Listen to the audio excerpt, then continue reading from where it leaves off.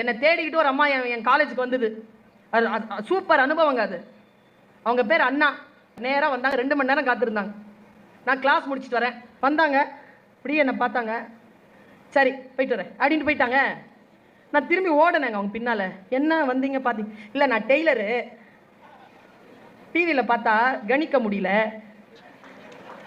நேரில் பார்த்தேன், தெரிஞ்சுக்கிட்டேன், ஒரு சுடிதார் உங்களுக்காக தைச்சிட்டு கொண்டு வரேன் அப்படின்னு போயிட்டாங்க.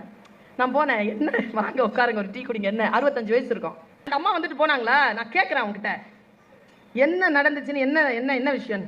இல்லைடா நீ பேசுனியா? நான் கேட்டேனா?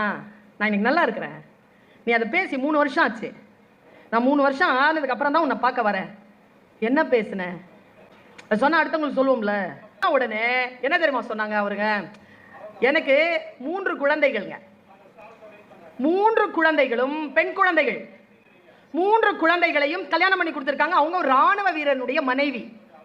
அந்த 3 பேருக்கும் 3 மாடி கட்டடத்தை அவங்களுடைய கணவருடைய உதவியால் அந்த பணத்தால் கட்டிட்டாங்க. கணவர் உயிரோட இல்லை. 3 பேருக்கு கல்யாணம் பண்ணி கொடுத்து 3 பேரும் அங்கே கொடுத்தன இருக்காங்க. கிரவுண்ட் ஃப்ளோரில் அவங்க இருக்கிறாங்க. அப்போது அந்த 3 குழந்தைகளில் ஒரு குழந்தை சொல்லிச்சான், நீ வேற எங்கேயாவது வீட்டுக்கு போய் இருமா, என்னோட இருக்கிறது மேலே போயிட்டு வந்துக்கிட்டு இருக்கிறது கஷ்டமாக இருக்குது, இந்த வீடை நாங்கள் விற்க போகிறோன்னு அவங்க பேரில் எழுதி கொடுத்துட்டாங்க.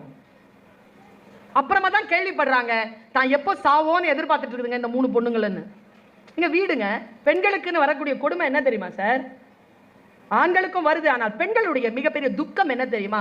முதுமை நேரத்தில் அவர்களை பார்த்து கொள்வதற்கான ஆட்கள், மகள்கள், மகன்கள் இல்லாமல் போவது ஒரு பெரிய துக்கங்க. அது துக்கத்தின் வாசலில் அவள் நின்று சொன்னாள், முடிவு பண்ண, எப்படி நான் செத்துடலான்னு முடிவு பண்ணிட்டேன்.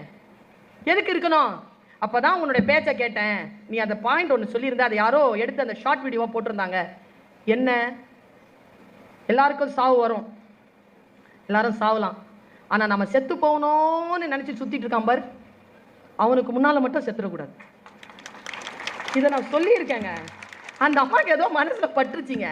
அது நேரா 65 வயசு. அதுக்கு நேரா கோர்ட்டுக்கு போய், சீனியர் சிட்டிசன் நான் தெரியாம என் சொத்தை இவங்க பேர்ல எழுதி வச்சுட்டேன், எனக்கு திருப்பி கொடுங்க. உடனே அரசாங்கம், அந்த நீதிமன்றம் அதற்கு அவங்களுக்கு சார்பா 3 பேரையும் காலி பண்ண வச்சு அந்த வீட்டை கொடுத்துருச்சிங்க.